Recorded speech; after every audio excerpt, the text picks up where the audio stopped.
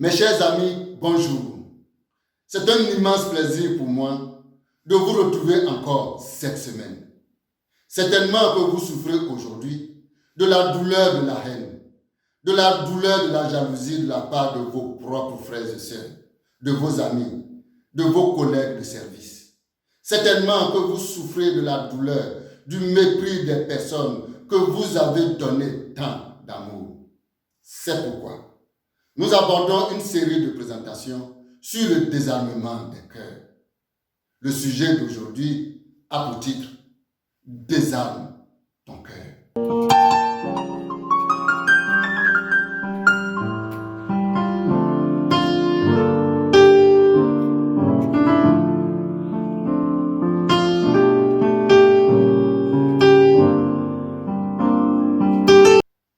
Des personnages de la Bible ont démontré la force de leur caractère en désarmant leur cœur.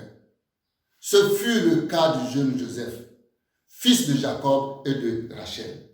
En effet, Joseph a été haï par ses propres frères, ses aînés. Ceux-ci l'ont humilié en lui ôtant sa tunique préférée. Ils l'ont jeté dans une citerne sans eau. Ils l'ont enfin vendu aux étrangers. Et à l'étranger, Joseph a été mis en prison par son maître. Les frères de Joseph, en agissant ainsi, espéraient l'éloigner définitivement d'eux, afin que son songe ne se réalise. Malgré l'éloignement de la famille, Joseph est resté fidèle à Dieu. Dieu avait la main sur lui. Ainsi, de la prison, il a été nommé gouverneur de l'Égypte. Mes frères, mes sœurs, mes chers amis, Dieu transforme la méchanceté, la haine et le mépris des hommes en bénédiction pour vous. Seulement, il faut rester fidèle à Jésus-Christ et désarmer votre cœur. Les humains peuvent, par leur action, retarder l'accomplissement du projet de Dieu en votre faveur, l'accomplissement de la volonté de Dieu, l'accomplissement du plan de Dieu pour vous. Mais ils ne peuvent jamais arrêter le Seigneur. Seules les pensées de votre cœur peuvent modifier le plan de Dieu. Si vous gardez la haine et la vengeance dans votre cœur, la bénédiction et le plan de Dieu s'éloignera de vous. Désarmer votre cœur est donc une bénédiction pour vous. Comment peut-on donc désarmer son cœur? Le faire tout seul, vous n'y arriverez pas. Mais avec l'aide de Dieu et la présence de la puissance du Saint-Esprit, le désarmement de votre cœur est possible. C'est un exercice difficile, douloureux, mais pas impossible. Pour désarmer votre cœur et recevoir la bénédiction de Dieu, il faut accomplir 3 choses. Premièrement, il ne faut pas nourrir la haine dans son cœur. C'est pourquoi l'apôtre Paul écrit aux Romains, dans le livre de Romains chapitre 12, verset 18, ce qui suit. S'il est possible, autant que cela dépend de vous, soyez en paix avec tous les hommes. Soyez en paix avec vos frères et sœurs. Soyez en paix avec tous ceux qui sont autour de vous. Deuxièmement, il ne faut pas entretenir la vengeance dans son cœur. L'apôtre Paul continue en disant au chapitre 12, le verset 19 de Romains.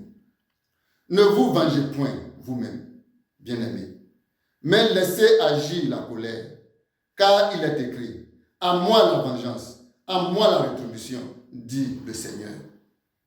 Ne vous vengez point, mes frères et sœurs, malgré la maltraitance des hommes, malgré le mépris de vos frères et sœurs, de vos amis, de vos collègues.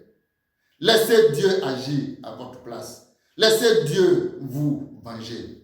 Et l'apôtre Paul continue dans Romains 12, versets 20 et 21 pour en arriver à la 3e action. Cette 3e action, il faut faire du bien à votre ennemi. Et nous lisons, mais si ton ennemi a faim, donne-lui à manger. S'il a soif, donne-lui à boire. Ne te laisse pas vaincre par le mal, mais surmonte le mal par le bien. Faire du bien à son ennemi est la plus grande arme de désarmement de votre cœur. Pendant la famine, les frères de Joseph l'ont trouvé en Égypte. Joseph ayant débarrassé auparavant de son cœur la haine et la vengeance, embrassa tous ses frères dans les pleurs. C'est ainsi que toute la famille de Joseph s'est retrouvée en Égypte pour être sauvée de la famine et former le peuple de Dieu, le peuple d'Israël. Jésus a guéri les malades. Jésus a ressuscité les morts. Jésus a nourri 3000 hommes, puis 5000 avec du pain et des poissons. Malgré tous ces bienfaits, Jésus a été injustement accusé. Il a été arrêté et jugé. La foule qui auparavant a reçu la bénédiction de Jésus-Christ, a reçu la nourriture, a reçu la guérison, l'ont condamné en criant « Crucifie-le, crucifie-le ».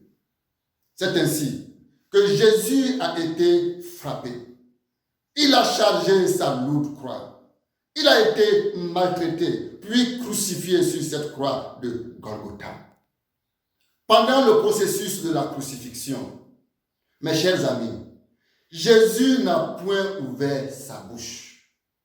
Lorsqu'il a ouvert sa bouche, il a déclaré dans Luc chapitre 6, verset 34, « Père, pardonne-leur, car ils ne savent ce qu'ils font. Pardonnez à tous ceux qui vous haïssent. Pardonnez à tous ceux qui vous maltraitent. Pardonnez à tous ceux qui vous méprisent.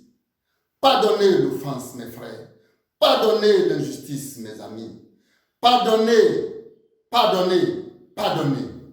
Pardonnez avant que l'on ne vienne vous le demander.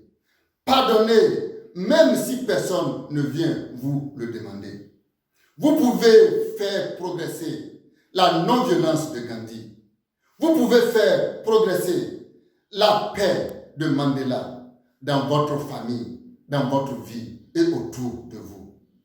Vous pouvez également faire progresser l'amour, le pardon de Joseph, l'amour et le pardon de Jésus-Christ.